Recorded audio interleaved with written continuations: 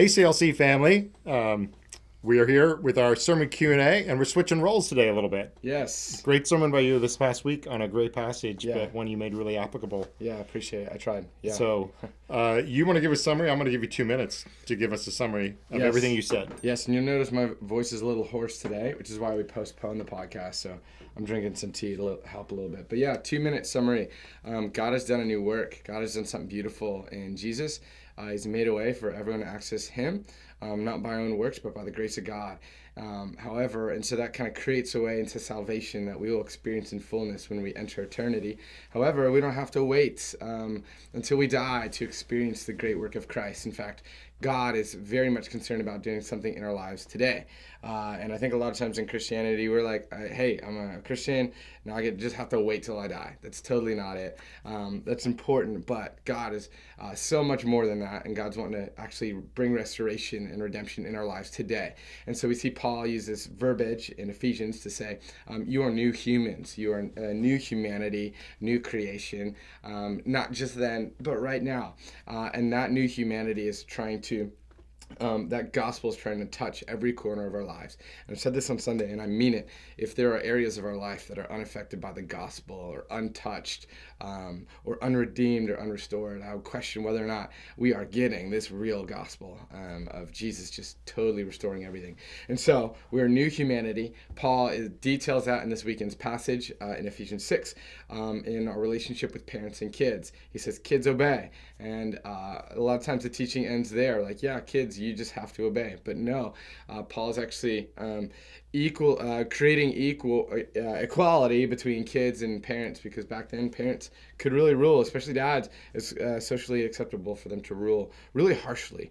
And so Paul's like, that's not the new way to be human and to lead in those relationships. And so Paul brings equality between kids and parents and says, hey, you are both created in the image of God.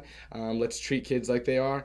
And so he says, kids obey, but only that exists under the conditions that parents are actually leading well as well.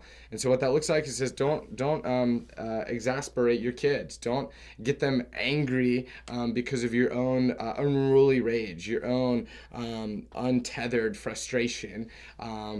But you have a role and responsibility as parents to bring them up, which in the Greek, it's like to nourish or to feed them. You have to bring them up.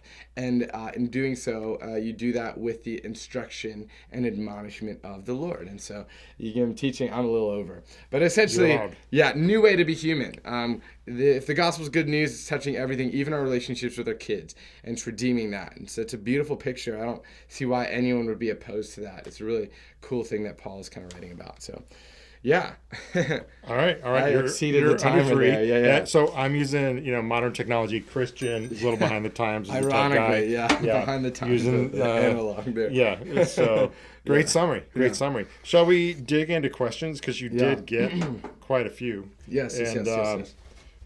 So one of the questions, how do you convince a child that obedience is an expression of love, respect, honor, trust is a beautiful picture? Yeah, that's a really good question, because over the sermon I did say this idea of kids obeying their parents, but with the understanding that parents are instructing their kids, and it's such a beautiful picture. Like if kids, I think a lot of times, I said this on Sunday, some dads might be like, hey, it works when I'm really hard on my kids, right? But I said, hey, I don't know if it works in the way that you think it does. It might have the appearance that it works, but I think kids obeying out of fear or anger or hatred or distrust, I wouldn't call that obedience necessarily. It's more of an obligation, whereas God's picture here is that kids have such a beautiful relationship with their parents that could be characterized as trusting and loving and caring, that they obey because those characteristics are there.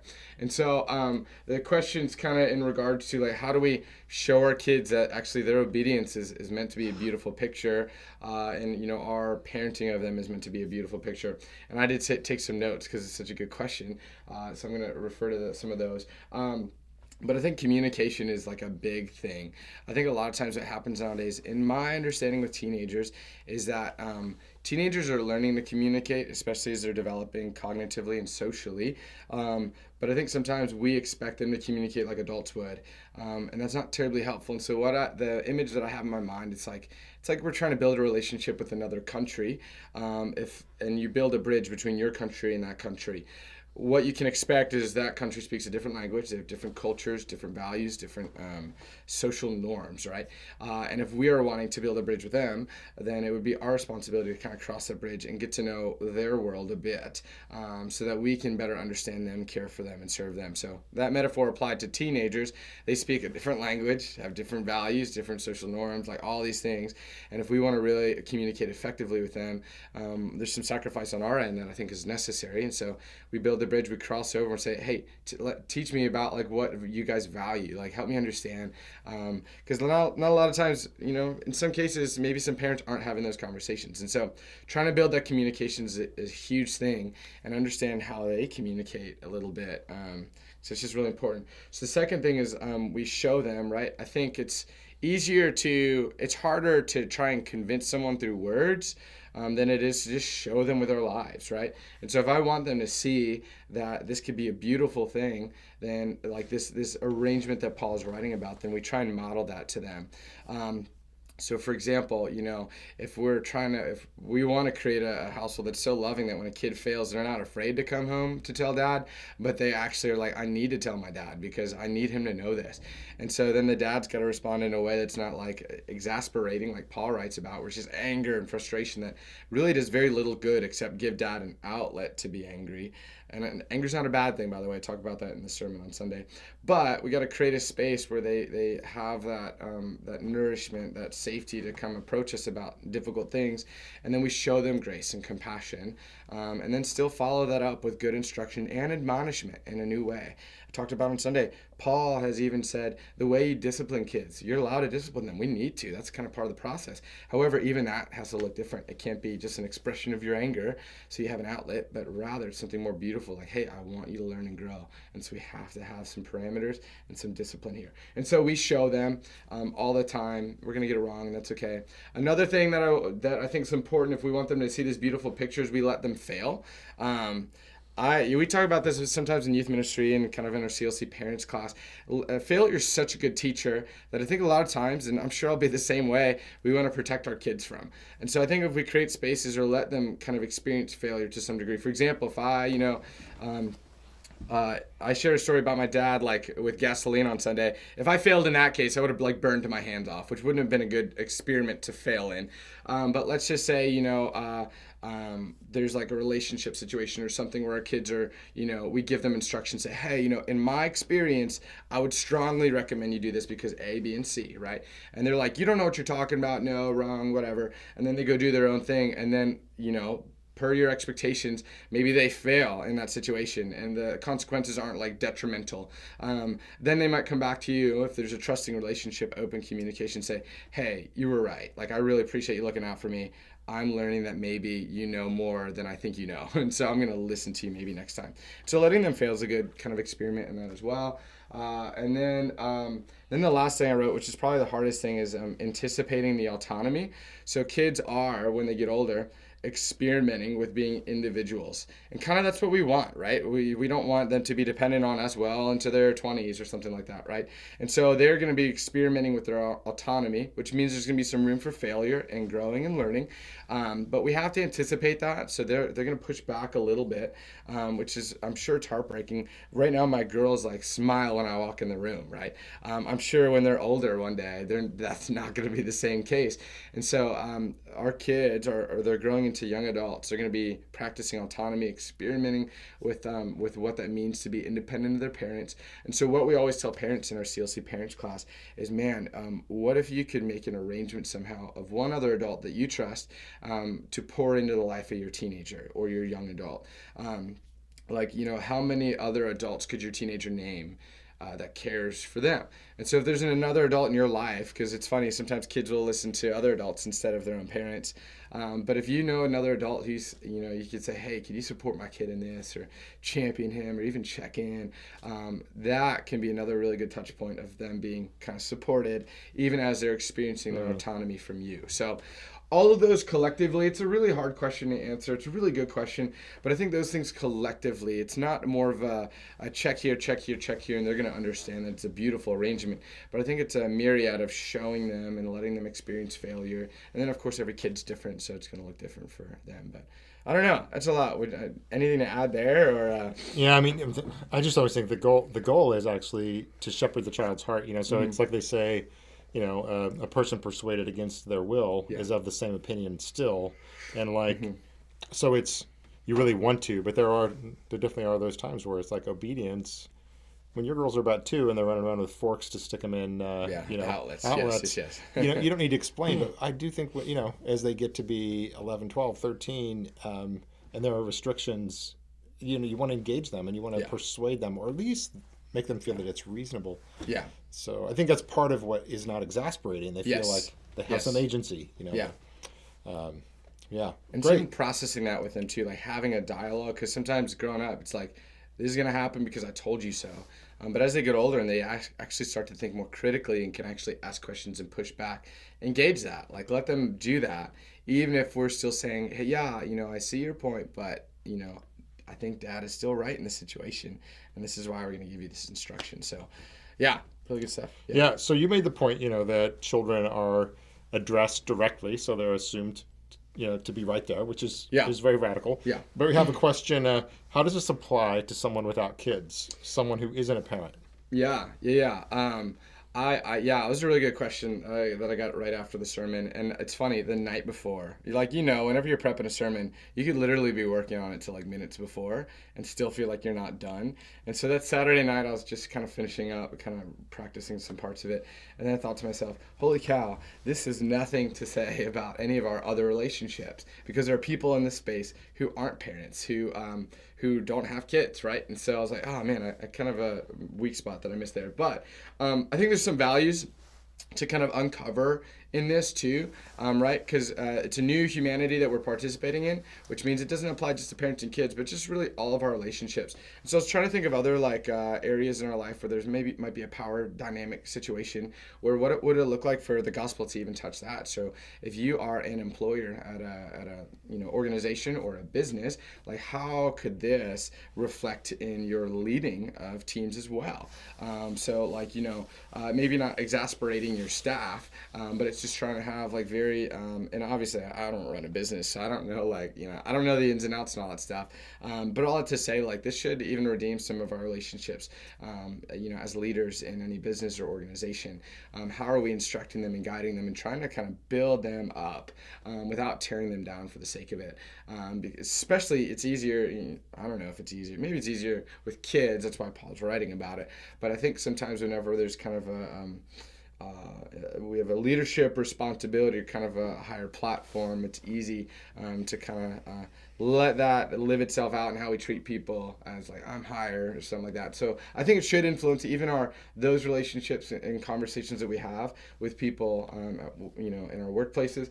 Another thought that I wrote was I think we're reminded, I tried to kind of unpack that we are complex human beings with various needs, and it doesn't just apply to kids, but it applies to adults. And so what does it look like in the different areas that we're at to nourish each other and bring each other up, right? I might not be raising my friends, right? They have their own parents, but I still get to do life with my friends. And so what does it look like as a friend, to be a good friend, to help raise people up and nourish them and care for them in a way that meets their needs, in a way that maybe they're looking for a friend to fill in. I have a really good friend, we talk weekly and stuff, and it's been, the conversations are really, really nourishing and life-giving, because we understand we're, the more we get to know each other, we understand we're complex human beings, all right? And so it's been very nourishing, because we speak to some of those different areas in our life, right? And so I'd say like we can help build almost anybody up. Like we have, as long as we're kind of in contact with people, we can, when they enter our space and leave our space, hopefully they're feeling a bit more built up. And so how we treat people, how we care for people, even how we think of those around us, like, hey, I know I only work with you and you're my colleague, but I know you're also a mom. I know you're also, a sister, a daughter, and I know you're going through some stuff. So, hey, what can I do to support you? And so it's just remembering we're complex human beings, that there's a God who wants to speak life into every corner of our life. And so what does it look like in our workplaces, specifically, but then just any other place that we're interacting with people? Are we building them up? Are we nourishing them and seeing them as complex human beings that need grace just like us? And how are we kind of letting that live out through us? So I don't know. That's kind of a thought around that, but that's a really good question because Paul's kind of writing specifically to the family unit here. However, there's some kind of value in this that I think can cover other areas of our life as well. So yeah, it's a pretty cool vision of God you set forth in terms of that God actually cares about not just the obedience, the outward stuff, but he cares about the way the heart impact of that comes to a child. So that has implications for church, for coaching a team, for any area of authority. Maybe not the military, but every when there's unique training, I think that goes on there. I've thought about that. Like maybe though, you certainly, great leaders in military history have had the affection of their troops because their troops know, like they would lay down their lives for that team. So awesome. Here's another one. Really good questions today. There's a great debate going on in the house. When is a child not a child from a biblical standpoint? We are always supposed to honor our parents, but is the obey command until a child comes of age for their life? That's a really good question, right? Like I can imagine some 17-year-old or 18-year-olds asking this question, like when am I off the hook, right? More in a comical way. But yeah, great question. I was kind of wrestling through this one. So the first part of the question is, when is a child not a child from a biblical standpoint? I think that's a harder question to answer because I think a lot of times we define the definition of a child is more bound by culture, because even and you could correct me if I'm wrong, because I could be wrong. I even know like the understanding of kids in the Bible, was different than kids today, because right now we have an education system that they're in until they're 18, and usually they're perceived as kids until they kind of finish that, turn 18, and boom, they're off to whatever's next. Back in biblical times, they did not have grade school or elementary school that kind of stopped at some point and boom, they were into the real world. They kind of just grew up and assumed some responsibilities in the household, and maybe depending on how they did that, because adults, I think the age was even a lot lower in biblical times, right? I think a lot of the disciples were almost in their teenage years, but we never think of them like that. And so from a biblical standpoint, I would say it's more of, hey, what's the cultural idea here?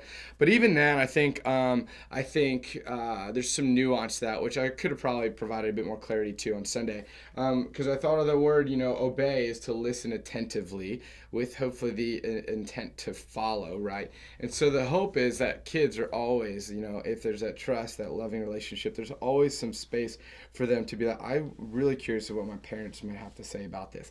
However, what changes over time is, kids as kids, my girls now are totally dependent, right? But as they get older, there's kind of a shift in a paradigm where they're growing a bit more independent to the point where they are on their own, independent.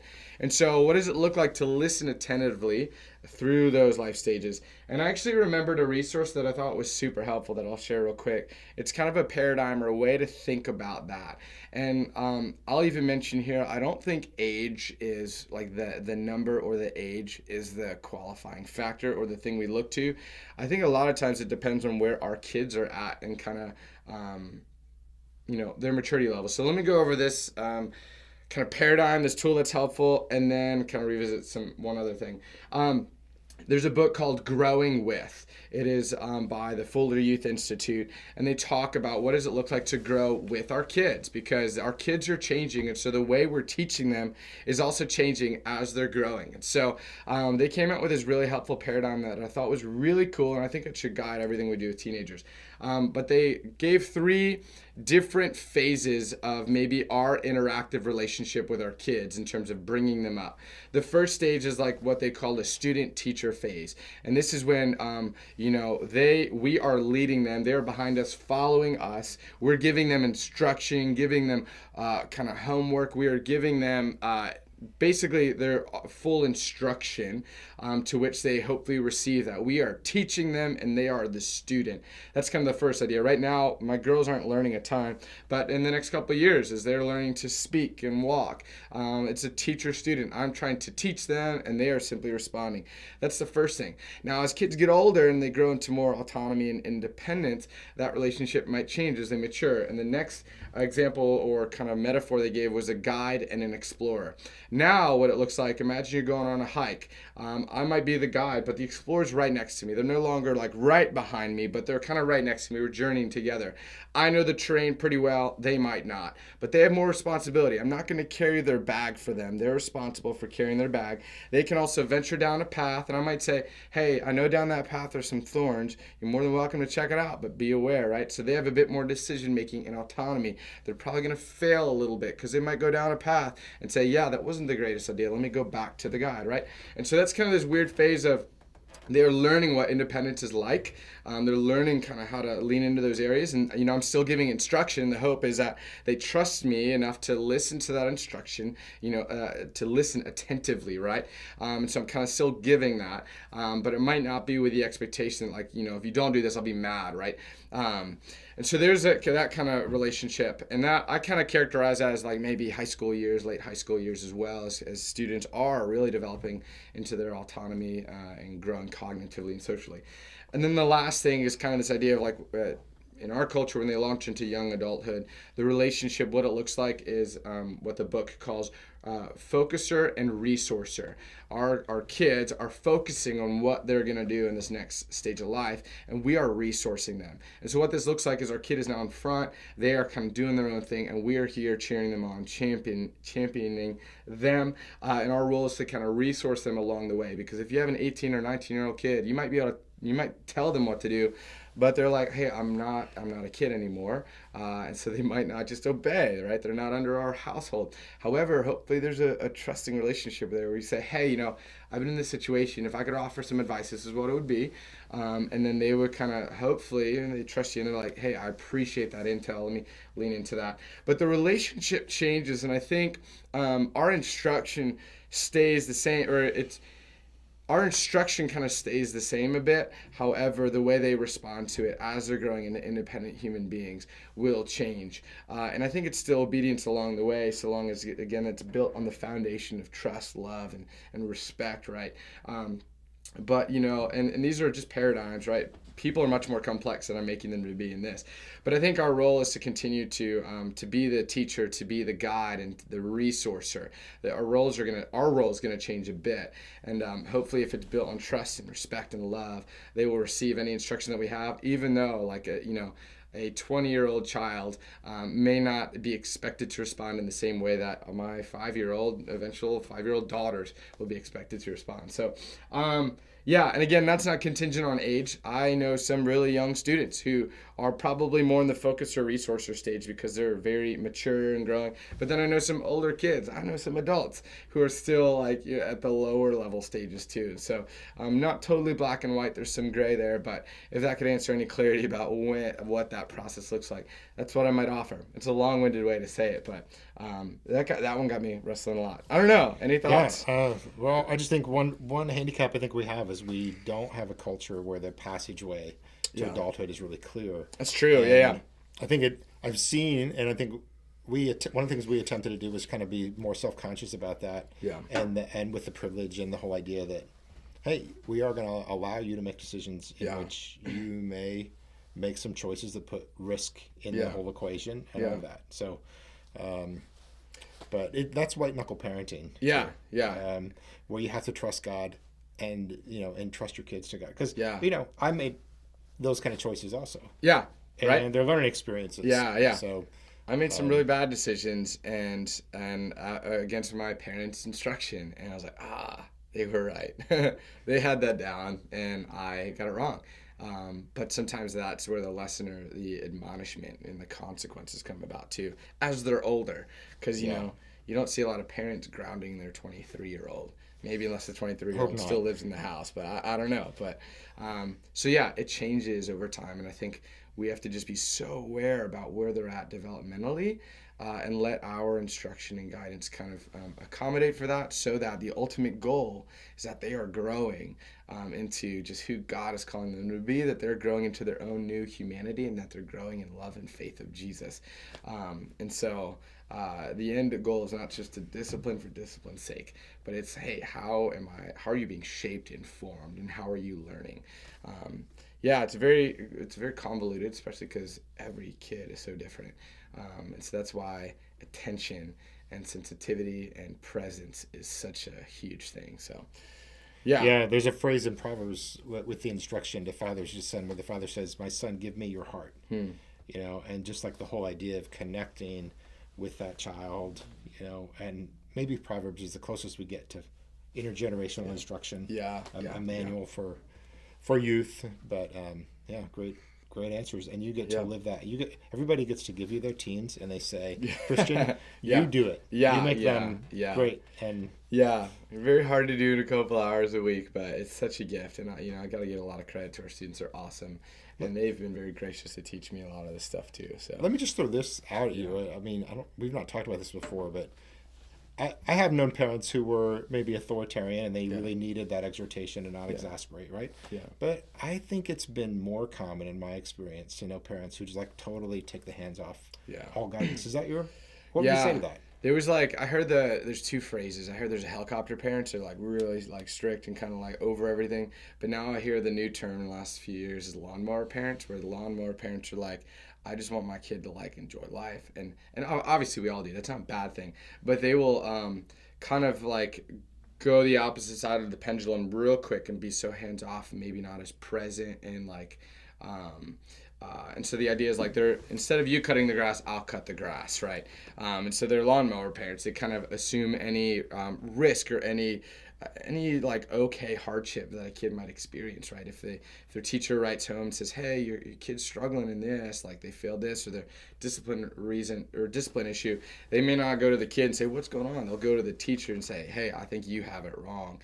And so I think, it's hard, because the pendulum was at one point where maybe it was kind of like maybe harsh to the kids, but I think in today's culture, maybe see a lot of like the opposite side, where we're just like so hands off, and we expect our kid to figure it out.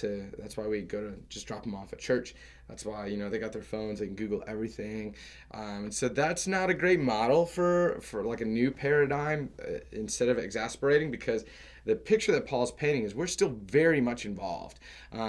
I'm responsible for the training of my kids. I don't give that to someone else. I'm allowed to have other people help, but it's still my responsibility to bear the grunt of that work, right? And so I think the way the pendulum's come has not been a healthy alternative. Maybe we lose the exasperation part of it, but I think the hands off is also not a really good model. We have to find a middle ground where it's just like we're so involved and we admonish with great love and instruction. And so, I do find that a lot of parents tell us, I don't know how to do that. Like, I just don't know what it looks like. That's why I say, community is a really good thing. Learn from people around you. We have our CLC parents group. I should have mentioned this on Sunday, where we wrestle through these very things. It's a bunch of imperfect parents who are like, I don't know what I'm doing. Let's figure it out together. So really great space where we do that. It's been life-giving. But that's a really good reality that you bring up. Like, we do live in a culture where maybe it is a bit more hands-off, and that's not a good solution. My kid's turning 16. I'm buying him a Lamborghini sports car. I'm giving him lots of money. What could possibly go wrong? Oh my gosh, I've seen that, and I've even seen seeing parents protecting their kids from all the risks of the decisions they make. And while I understand, and granted I've not experienced that yet, but while I understand you want to protect your kids, but like, they got to learn in some ways. They learn through this small failures that don't have a lot of huge consequences attached to them. We're trying to train them and instruct them to be individuals who will no longer be under our house, our roof in so many years, but we want them to thrive in this new humanity that God's invited us into, which is so beautiful. And we want them to grow in their faith and understanding of how God is actually working in the world, and that cannot happen by accident. Like, it has to take our being intentional, and it takes a lot of time too. So really hard, but I also think the best journeys in life are the hardest.